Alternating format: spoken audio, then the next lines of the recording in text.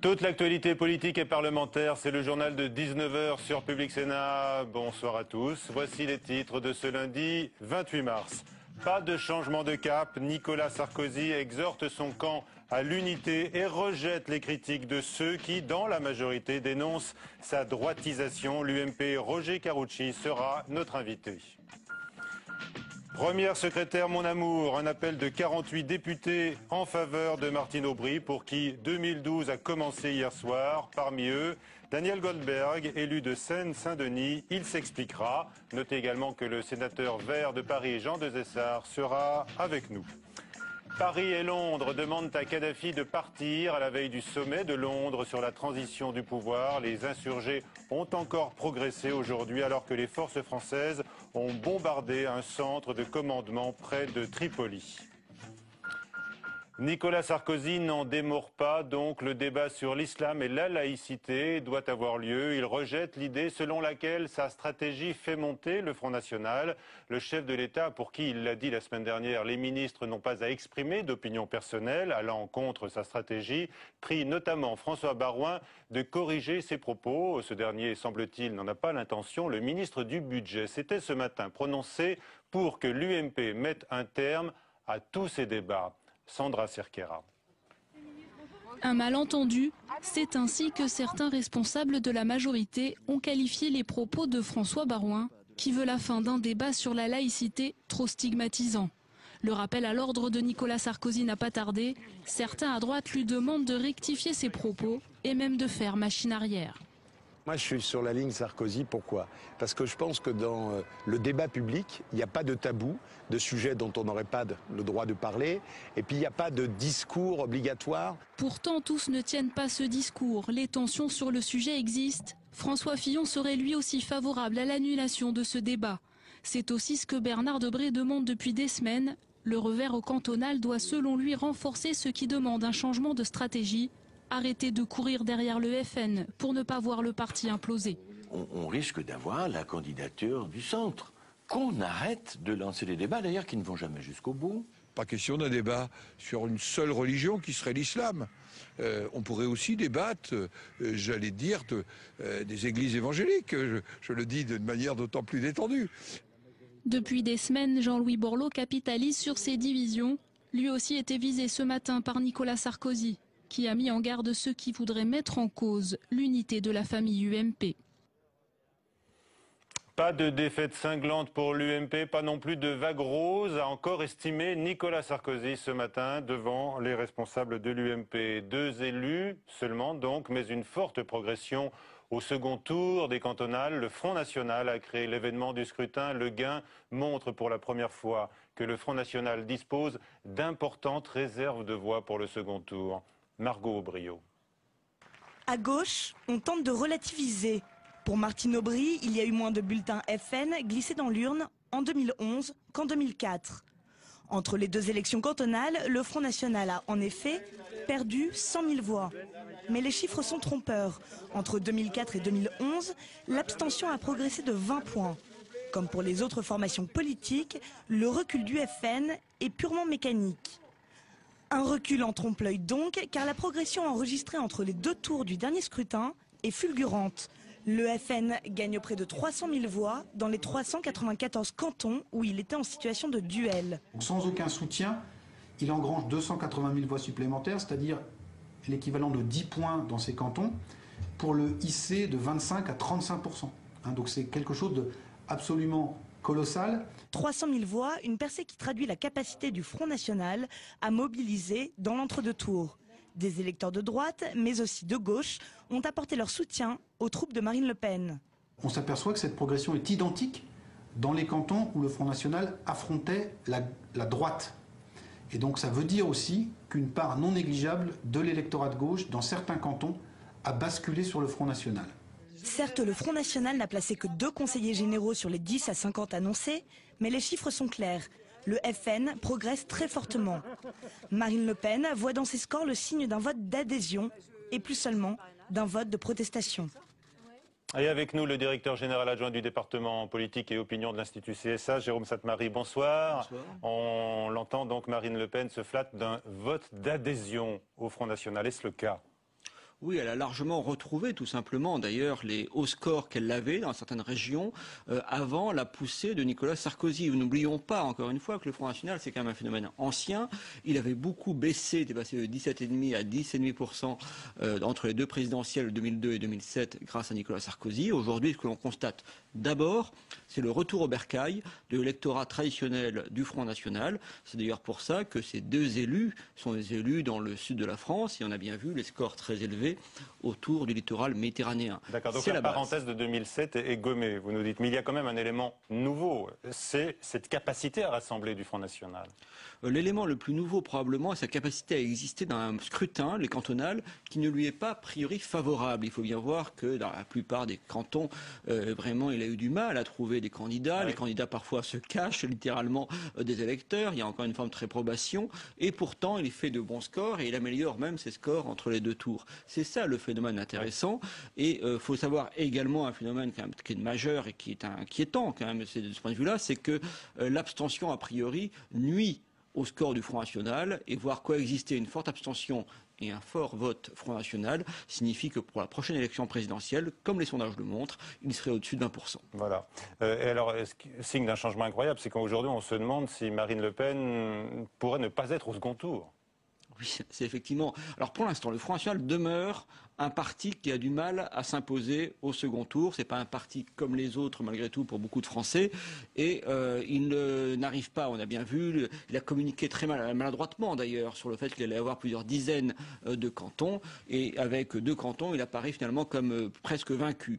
En même temps, ça demeure un parti qui aujourd'hui est en mesure de perturber les premiers tours et donc de s'imposer au second, que ce soit au niveau local ou au niveau national dans bien des cas. Alors, elle prône, on l'a entendu, un rassemblement. C'est, semble-t-il, la stratégie qu'elle veut mettre à l'œuvre. Comment peut-elle s'y prendre? Est-ce qu'elle peut se rendre inévitable ou incontournable pour une partie de l'échiquier politique à droite? Alors, ce qui se joue pour le Front National aujourd'hui, et de ce point de vue-là, je serais un peu plus prudent que ce que disait Jean Fourquet par rapport au comportement des électeurs de gauche là-dessus. Le Front National s'est retrouvé et il a réussi à capter un certain nombre d'électeurs de droite, de déçus du sarkozysme. Il l'a fait essentiellement sur les thématiques de la sécurité, de l'immigration. Aujourd'hui, ce que tente de faire Marine Le Pen, c'est de devenir un parti utile socialement pour les employés, pour les ouvriers, pour les catégories populaires, qu'on puisse voter pour le Front National non seulement sur l'immigration, la sécurité, mais aussi sur la protection sociale.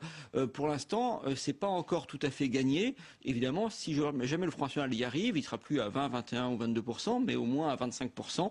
Et alors qu'il est aujourd'hui essentiellement un problème pour la droite, il deviendrait également un problème pour la gauche. En tous les cas, on l'a bien vu, on a bien suivi les ambiguïtés, les polémiques de l'entre-deux tours sur le fameux Front républicain. Il n'a pas été instauré sur ce scrutin des cantonales et de toute façon, on se rend compte qu'il ne fonctionne plus. Oui, vous notez là une des informations essentielles de ces élections, c'est que la logique du cordon sanitaire, la logique de la diabolisation tout simplement du Front National est aujourd'hui totalement obsolète. De ce point de vue-là, le changement à la tête du Front National a eu un rôle décisif. On est encore à la moitié du chemin. Comme je vous le disais, une bonne partie de l'électorat considère quand même que le Front National, c'est pas tout à fait dans l'arc républicain et c'est pour ça qu'il n'arrive pas à s'imposer au second tour dans la plupart des cantons. Ça, c'est la moitié en fait du corps électoral d'après un sondage de ce matin. On voit bien la progression énorme, 47% de plus dans les cantons où il était présent, 47% de voix de plus pour les candidats Front National qu'on puisse maintenir au second tour. On voit bien qu'il peut mordre aujourd'hui. On est à la moitié très précisément du chemin. En tout cas, on voit bien également qu'il n'y a pas une surmobilisation des électeurs alors même que le Front National était présent dans presque 400 cantons et que donc refaire le coup de la démonisation, ça ne marchera pas. Merci Jérôme Sainte-Marie. Les partisans de Martine Aubry, de leur côté, profitent du succès socialiste pour défendre la candidature de leur championne, donc contre celle de son ami toujours lointain, Dominique Strauss-Kahn. 48 députés lancent un appel en faveur de la première secrétaire du PS, Julie Trassard. C'est la femme des cantonales. Avec la victoire incontestable du Parti socialiste, sa première secrétaire sort renforcée du scrutin. Prête à se lancer dans une nouvelle bataille, celle de la présidentielle de 2012. Je suis aujourd'hui consciente, mais vraiment, je le dis avec une très grande gravité, que nous avons un devoir de victoire en 2012 pour la France et pour les Français. Aujourd'hui, une cinquantaine de députés lancent un appel pour un rassemblement de toute la gauche autour du PS de Martine Aubry. La première secrétaire semble donc portée par une dynamique et prend de plus en plus de poids face à celui que tous les sondages encensent, Dominique Strauss-Kahn, le grand absent de ces journées d'élection. Ce matin, Martine Aubry a répété qu'elle et le président du FMI ne seraient pas candidats l'un contre l'autre. Mais Martine Aubry n'est pas pour autant seule dans la course.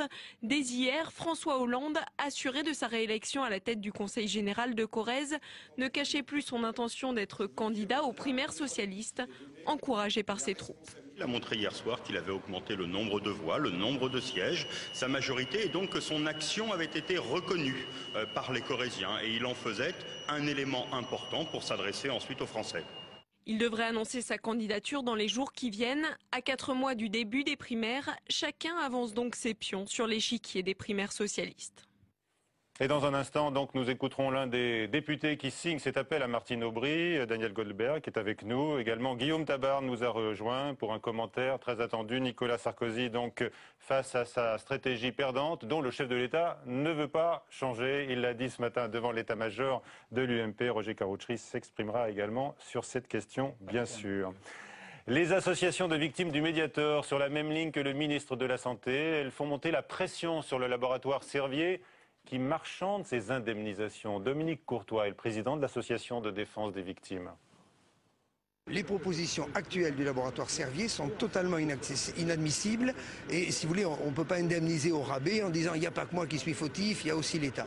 Donc je pense qu'il faut que le laboratoire Servier revoie sa copie très rapidement et après ça, les associations se positionneront face aux dernières propositions qu'il va nous faire.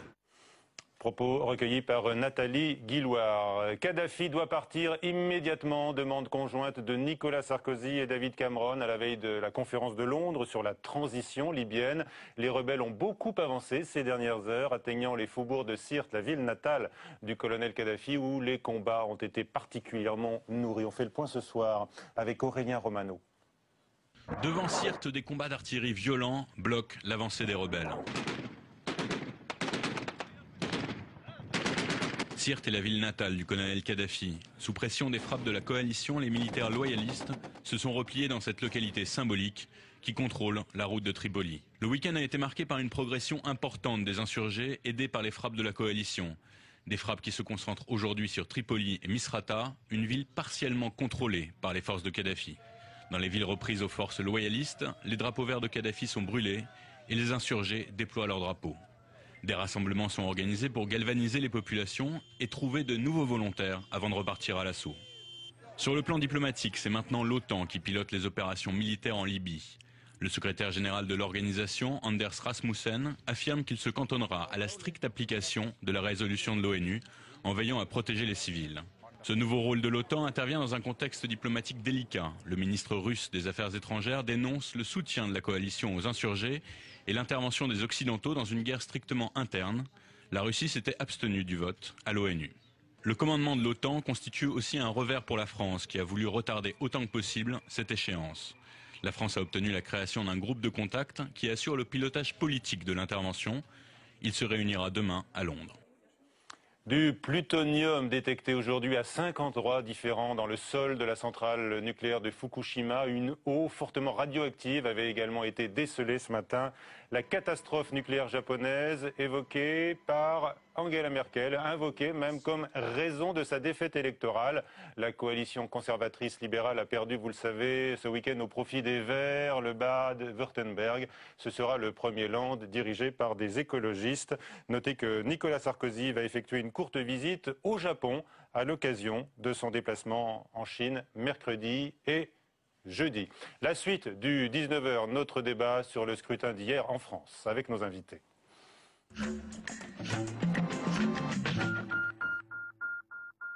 Avec nous donc Roger Karoutchi, secrétaire national de l'UMP, qui nous dira s'il faut que Nicolas Sarkozy entende les voix qui lui demandent de changer de stratégie. Avec nous également Daniel Goldberg, député socialiste de Seine-Saint-Denis, qui nous dira lui le sens de cet appel à Martine Aubry, signé par 48 députés. Jean Desessard est avec nous, sénateur écologiste de Paris, qui lui nous dira si l'événement historique du week-end pour son camp n'est pas l'arrivée au pouvoir des Verts dans le Bade-Württemberg, en Allemagne. Et d'abord, Guillaume Tabar est avec nous. Bonsoir Guillaume. Bonsoir. Nicolas Sarkozy. Donc il n'entend rien changer à sa stratégie. Il l'a redit au lendemain de l'échec de l'UMP. Expliquez-nous. En fait, il doit tuer dans l'œuf le plus vite possible 2 débats qui montent à l'UMP. Le premier, un débat stratégique sur le discours à tenir après la percée du Front National. Et le second, débat tactique sur quelle organisation de la majorité pour éviter une défaite en 2012. Alors, sur le premier débat, Nicolas Sarkozy l'a dit ce matin en dirigeant de l'UMP, on ne renonce pas au débat, y compris aux plus sensibles, comme celui sur la laïcité. Car s'il y en a beaucoup au sein de la majorité qui lui reprochent d'avoir fait monter le Front National en récupérant ces thèmes, en quelque sorte, Nicolas Sarkozy, lui, reste persuadé du contraire. À savoir, c'est parce qu'on ne répond pas assez aux préoccupations des Français que le FN a pu prospérer. Donc, le débat va continuer. Et tant pis si François Baroin a été sommé de rétro-pédaler sur ce qui est sans doute... Il n'a pas encore fait. Peut-être qu'il ne le fera pas, même, et sans doute paraît-il. Plus sur ce qui est davantage une maladresse de sa part qu'un différend stratégique. Car il ne faut pas oublier que François Baroin était lui-même le rapporteur de ce débat sur la laïcité voulu par Jean-François Copé. Oui. Alors, il a dit quand même ce matin qu'il fallait arrêter avec tous ces débats. Il parlait peut-être moins de la laïcité, plus de l'islam. Enfin, en tout cas, ces à peu près sémantiques font quand même un peu désordre au sein de l'UMP. Le second débat, c'est sur quelle organisation au sein de la majorité. Et là, Nicolas Sarkozy a fait ce matin une mise en garde, je le cite, contre tous ceux qui voudraient mettre en cause l'unité de l'UMP. Là, c'est bien sûr Jean-Louis Borloo au premier chef qui visait. Jean-Louis Borloo qui prépare le retrait du Parti radical de l'UMP. Alors cet appel présidentiel à l'unité a été relayé dans l'après-midi par Alain Juppé. Il sera par le président du Sénat, Gérard Larcher, demain dans un entretien à la Croix. L'argument est fort, car un candidat centriste à la présidentielle, c'est le risque, si ce n'est l'assurance, d'avoir Marine Le Pen au second tour et Nicolas Sarkozy éliminé. Alors, beaucoup de dirigeants de la majorité, le premier c'était hier soir, je crois, Roger Carucci, présent sur ce plateau, qui a mis en garde, qui a brandi cette menace d'un éparpillement suicidaire pour la droite, et il ne sera sans doute pas le dernier à mettre en avant cet argument. Mais cet argument de bon sens est aussi un aveu de faiblesse, un aveu de la faiblesse actuelle de Nicolas Sarkozy, dont le rejet par une frange croissante de l'électorat de droite commence à semer le trouble chez les élus de la majorité. Merci Guillaume. Alors Roger Carucci et Jean-Louis Borloo, donc on a bien compris, c'est à lui que s'adressent prioritairement ces critiques du chef de l'État, en tous les cas cet avertissement. Mais si Nicolas Sarkozy n'entend pas ce que dit Jean-Louis Borloo, est-ce que ce dernier ne sera pas fondé à se présenter en 2012 ? Sincèrement, quel est le problème en 2012, quel est le problème ? En 2012, il va y avoir une élection présidentielle. À l'élection présidentielle, le point final, le point d'orgue, c'est le deuxième tour. Il n'y a que 2 candidats. Ça veut dire qu'à un moment donné, c'est, entre guillemets, conviction et bloc contre conviction et bloc. Est-ce que nous avons des différences considérables avec Jean-Louis Borloo ? La réponse est non. Est-ce que nous avons plus de différences avec les socialistes ou avec le Front National ? La réponse est oui. Ça veut dire quoi ? Ça veut dire qu'il faut naturellement qu'au deuxième tour, des gens qui ont des sensibilités relativement proches fassent bloc au premier tour pour être ensemble au deuxième tour. Alors, ça ne veut pas dire qu'au sein de l'UMP, il ne faut pas davantage dialoguer, il ne faut pas davantage d'ouverture, d'esprit, de rassemblement, etc. Très bien. Mais la réalité finale, c'est d'être au deuxième tour de la présidentielle. On entend de ne Nicolas pas faire Sarkozy. le 2002 à l'envers, parce que si c'est un risque, le courir pourquoi ? Le risque pour est avoir là. vaguement une petite sensibilité un petit peu différente sur le radical ou sur le centriste par rapport à la proposition de Nicolas Sarkozy. Ils ont été ministres de Nicolas Sarkozy. Ils ont été au gouvernement. Ils ont fait la campagne de 2002 avec nous. Ils ont fait la campagne de 2007 avec nous. Qu'est-ce qui donc a changé à un point tel qu'en 2012, ils ne puissent pas ? Moi, je dis, ce sont nos amis politiques, on a toujours travaillé ensemble, on va continuer de le faire. S'il faut plus d'ouverture, on fera plus d'ouverture. C'est dans le projet présidentiel de Nicolas Sarkozy que, naturellement, on aura de la sensibilité écologiste, comme ça Jean Desessard pourra nous rejoindre, de la sensibilité sociale, de la sensibilité identitaire. Vous êtes pour plus d'ouverture, mais on a entendu aujourd'hui Nicolas Sarkozy à l'Élysée, donc devant les responsables de votre parti, dire qu'il fallait maintenir le cap. Il a dit qu'il fallait l'unité, mais il ne change rien à sa stratégie. Est-ce que cela ne cache pas une crise d'autorité de la part du chef de l'État ? Non, mais non. Dès qu'il y a une élection cantonale, non pas d'ailleurs... Pardon, alors on se moque de moi parce que dès dimanche dernier, même dès le premier tour, je disais la gauche n'a pas gagné. Je le dis devant M. Goldberg, qui est un spécialiste de la carte électorale. Sincèrement, Les socialistes ont gagné en métropole 2 départements. Très bien. On va en parler nous avons des gagné le socialistes Val d'Oise. après. Oui. Non mais la vérité c'est quoi? C'est qu'il y a 1 million d'habitants dans le Val d'Oise, il y en a un peu moins dans les 2 départements réunis. Bon, alors il y a Mayotte. Alors attendez le vote, d'ailleurs, la présidence de Mayotte. Attendez, c'est pas fait. Mais ça veut dire quoi? On est très loin de la vague rose. Il n'y a même pas de vaguelette. D'accord, on va en parler il y a des socialistes. Restons encore un peu sur l'UMP. Mais je reste sur l'UMP, puisqu'on a dit c'est le désastre pour l'UMP. Mais il est où le désastre pour l'UMP? Le problème pour nous, c'est comment remobiliser notre électorat pour qu'il aille voter. Il n'a pas voté à gauche. Bon, il n'a même pas voté FN. Il n'est vois. pas allé voter pour une partie d'entre eux. Vous êtes un sarkozyste de la première heure. Vous avez dû quitter le gouvernement. J'ai l'impression que j'étais là le 18 juin 40. Non, pas forcément.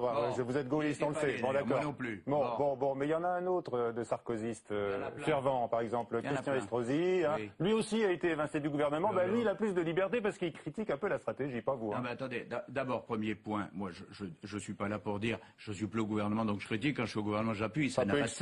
Parfois. Et deuxième élément, en 2012, il faut bien qu'on se rassemble, parce que sur le fond, on est d'accord, même si on a des différences, Estrosi, les centristes, les radicaux, sur le fond, sur l'essentiel, nous sommes d'accord. Face au FN et face au PS, et par conséquent, on va y aller ensemble. On parle donc du Parti Socialiste, hein, vous voulez qu'on en parle également. Daniel Goldberg, c'est vrai, un succès, c'est pas une vague rose. C'est pas une vague rose, mais la vague, on l'avait déjà connue d'abord en 2004, puis en 2008 pour des élections comparables. Donc on aurait pu s'attendre à une baisse, et on aura gagné très vraisemblablement au moins 4 En tous les cas, un succès à mettre au crédit de Martine Aubry, ça en fait pour vous la meilleure candidate? Et de l'ensemble des socialistes. Ce lundi. Non, ce n'est pas dans ce qui a écrit dans le texte que nous publions aujourd'hui. On ne parle pas de candidature ou d'appel à la candidature. On marque un certain nombre d'avertissements. C'est-à-dire que pour gagner, les socialistes doivent gagner tous ensemble. On s'adresse aussi à nos partenaires de gauche potentiels, pour tous ceux qui souhaitent gouverner le pays, et notamment, bien sûr, les Verts Europe Écologie, pour essayer de voir comment on peut travailler ensemble. Et on s'adresse à Martine Aubry en lui disant qu'à la place institutionnelle qu'elle occupe aujourd'hui, et rien d'autre, en tant que première secrétaire du Parti socialiste, elle a la responsabilité de mettre, ou de proposer en tout cas à tout le monde d'être autour d'une table pour dire très concrètement aux Français de gauche qui veulent en finir avec la majorité actuelle, de dire sur quoi nous sommes d'accord et sur quoi nous sommes en désaccord. Non mais attendez, vous vous appelez quand même à sa candidature. Non, d'accord, mais enfin, c'est presque... C'est subliminal alors, c'est quand même un appel à Martine Aubry. Je ne sais pas si c'est subliminal ou si ce n'est pas subliminal. Ce qui me ferait plaisir, c'est que l'ensemble des socialistes soient d'accord avec ce que ce que nous avons écrit. C'est-à-dire, on arrête les petites phrases. Personnellement, vous comptez sur elle? On arrête les petites phrases. Je le dis très sérieusement. Vous savez, je pense comme Roger Carucci et Jean Desessard, je pense que nous avons fait campagne aux élections cantonales. Et dans nos cages d'escalier, moi en Seine-Saint-Denis, la question n'était pas de savoir si c'était Martine, Dominique, Laurent, Ségolène, François ou quelqu'un d'autre. Mais vous estimez aujourd'hui qu'elle est plus en situation après c'était de savoir quelles réponses nous avions et quelles réponses différentes par rapport à l'UMP sur le logement, l'éducation, etc. Vous estimez que Martine Aubry est plus en situation aujourd'hui qu'hier à la suite de cette victoire socialiste au cantonal, oui ou non? Non, je ne dis pas ça ce soir. Je dis qu'aujourd'hui, parce que ce n'est pas la réalité. Mais non, mais c'est très bien. Donc j'estime aujourd'hui que les socialistes sont, avec leurs partenaires, sont plus en situation pour proposer une alternative l'année prochaine après la victoire d'hier. Est-ce que pour vous, tous les autres candidats, excepté Dominique Strauss-Kahn, doivent réfléchir alors que DSK est le plus mieux placé dans les sondages? Les trois qui sont potentiellement en situation, aucun n'est candidat. Martine Aubry, Dominique Strauss-Kahn, François Hollande. Donc on verra d'ici quelques heures, d'ici quelques jours, si un de ces trois se décide. Et pour les deux autres, ils ont dit qu'ils en parleraient. Donc, bon, alors, étape par étape. On a entendu, on a vu votre appel du pied aux écologistes, notamment Jean Desessard, sur le nucléaire. Vous avez noté, Martine Aubry est venue quand même. Elle avance vers vous, concernant une sortie du nucléaire. Hein. Mais justement, je croyais que le grand débat qu'allait faire le président de la République, c'était sur le nucléaire. C'est ça qui menace aujourd'hui le monde et la planète, Monsieur Carucci. Enfin, vous vous rendez compte, vous avez eu un ministre d'ailleurs qui est passé à gauche, qui est maintenant, qui vient de la gauche, qui a été le ministre. Oui, il est passé à gauche pour nous rejoindre. Oui, là, c'est ça. Il est allé dans le bon sens, ce garçon. Oui, et lui-même a annoncé, au départ, il avait du mal à admettre qu'il y avait un incident au Japon. Et là, c'est quand même une situation catastrophique. Et le débat que vous nous proposez, c'est pas le débat. Est-ce que c'est dangereux? Est-ce qu'il faut continuer? Non, vous nous proposez un débat sur autre chose, alors que on ne sait pas de quoi demain sera fait, Monsieur Carucci. C'est pas vrai du tout. Nathalie Kosciusko-Morizet l'a dit, le président de la République l'a dit. On va faire un bilan sur l'ensemble des centrales. Et le président de la République est même allé plus loin en disant si une centrale apparaît comme dangereuse, elle sera fermée. Est-ce que ça vous rassure, Jean Desessarts? Non, parce qu'on nous avait toujours dit que le Japon c'était sûr, et on avait même inventé, maintenant on a inventé le 100% plus sûr. C'est-à-dire c'est comme Coluche. Il y avait le blanc, il y avait encore plus blanc que blanc. Alors avant c'était sûr, et maintenant c'est encore plus sûr. C'était complètement sûr. Donc c'est comme c'est du Coluche. Comment peut-on faire encore plus sûr alors que c'était sûr à 100%? Je pense que le 100% plus sûr, ça doit être aussi la maîtrise publique de la filière nucléaire. Vous pourrez toujours ajouter un mètre de béton. L'agence du nucléaire, c'est un organisme public qui n'est pas un organisme contrôlé par l'État. Qu'est-ce que vous voulez qu'on fasse de plus? Ce sont des scientifiques. Non, mais c'est très bien. Et d'ailleurs, au Japon, il y avait toutes les conditions de sécurité. Mais vous avez raison. Dites à ce moment-là que le Japon n'assurait pas les conditions de sécurité. Moi, je ne vais pas me mêler de parler du contrôle de la sécurité au Japon. De quoi je me mêlerai? J'ai un peu de problème. Mais d'ailleurs, le président de la République y va. Écoutez, oui, il y va par solidarité. Quand un pays ami compte 20 ou 25 000 morts et de tels dangers, c'est normal de manifester la solidarité. Et pour le reste, en France, on va contrôler, on va regarder quelles sont les centrales les plus anciennes. Il reste 2 minutes, messieurs. Jean Desessarts, est-ce que vous allez continuer quand même à faire pression sur Martine Aubry? Parce que c'est ambigu sa position. Elle a dit effectivement qu'elle était pour la sortie du tout nucléaire avant de se reprendre. Hein. Pardon, qu'elle était d'abord pour la sortie du nucléaire, après on va laisser du tout nucléaire. Tout le monde est d'accord là-dessus, sur la sortie du tout nucléaire. On va laisser les socialistes réfléchir sur les conséquences de ce qui s'est passé au Japon. Ensuite, on veut bien travailler avec eux sur les alternatives, énergie renouvelable, la nécessité de réduire la consommation, de voir comment on peut faire un projet ensemble. Donc ça, c'est ce qu'on va travailler avec eux, c'est-à-dire est-ce qu'il y a d'autres alternatives, et nous avons des propositions, eh bien on voilà, pour vous, c'est le grand chantier en vue de 2012, le nucléaire. Oui, parce que avec vos partenaires. Et parce que la droite dit ça serait un éparpillement suicidaire de la droite. Nous, on a une diversité à gauche. Et quand la diversité est respectée au niveau des idées et au niveau de la représentation, eh bien c'est là que ça se passe bien. Il y reste quelques secondes. Je voudrais qu'on évoque quand même le symbole des Hauts-de-Seine. Le symbole des Hauts-de-Seine, Roger Carucci, c'est votre département où l'image sarkozyste joue de mauvais tours à certains candidats et notamment Isabelle Balkany. Non, c'est pas l'image. Mais c'est pas l'image. C'est pas l'image sarkozyste. Non, mais d'abord, c'est pas la gauche qui a gagné. Attendez. Bon, vous n'avez repris en tout et pour tout que 2 cantons et nous on vous en a repris un. Donc en réalité, il n'y a pas de drame. Mais la seule vérité, c'est que vous avez eu des candidats divers droite et c'est vrai que dans un deuxième tour, lorsque vous avez en face de vous un candidat divers droite, il prend des voix communistes, des voix FN, des voix machin. C'est un candidat divers droite, ça peut être attrape-tout face à un candidat UMP. Bon, mais c'est même pas ça. Par exemple, celui qui a gagné à Levallois dit moi j'ai voté Sarkozy aux élections présidentielles. Donc non mais d'accord. C'est pas le sujet par rapport à Sarkozy. Ce sont des sujets locaux qu'on va traiter parce qu'on a pris conscience des choses. Quand les électeurs passent un certain nombre de messages, il faut aussi se remettre en cause. Moi, je me remets en cause au niveau national. Je pense que tout le monde doit écouter les messages. Dernière question, est-ce que Patrick Devedjian, pour vous, doit rester président des Hauts-de-Seine? Je ne suis pas conseiller général et je n'ai pas à voter. Donc, non, ils sont 30 ou 28 au groupe. Ils vont en décider mercredi. Je n'ai rien à titre personnel, ni pour, ni contre, parce que ça n'est pas à moi d'en juger, c'est aux 28. De quoi je me mêle? Si on avait jugé à ma place sur le conseil régional, j'aurais été... De rien, monsieur Carucci. Le Japon, le nucléaire, vous en occupez plus. Le 92, vous n'en occupez plus. Mais alors de quoi vous occupez? Vous aurez une réponse dès mercredi. Et ce que je souhaite, je l'ai déjà dit, moi j'en rêve, mais c'est pas à moi d'en décider. C'est que nous n'ayons même devant le groupe qu'une seule candidature. Voilà. Favorable à l'unité, parce qu'il faut maintenant des messages d'unité. Bon, d'accord. Donc vous êtes pour Patrick Devedjian. Vous ne voulez pas qu'il y ait d'autres candidats, des poissons pilotes? J'ai dit un seul candidat à l'intérieur du groupe, c'est au groupe d'en décider. C'est pas à moi d'en décider. Et puis il y aura un seul candidat devant l'Assemblée. Merci à tous d'avoir participé à cette édition. À 22h, Sonia Mabrouk pour le prochain journal. Tout de suite sur la chaîne parlementaire Assemblée nationale. Tout dépend d'eux. Bonsoir.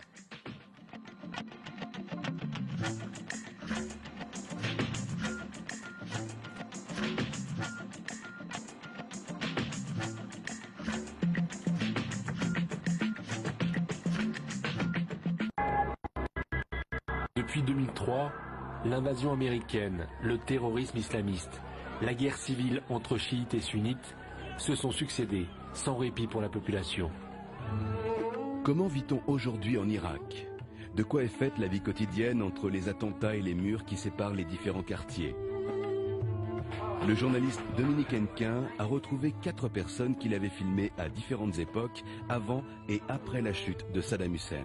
Ce changement brutal en Irak a été une catastrophe. Maintenant, tu connais plus l'ennemi et tu ne sais pas ce qui va se passer demain. Irak, la paix ou le chaos. Ce soir à 22h30 sur Public Sénat.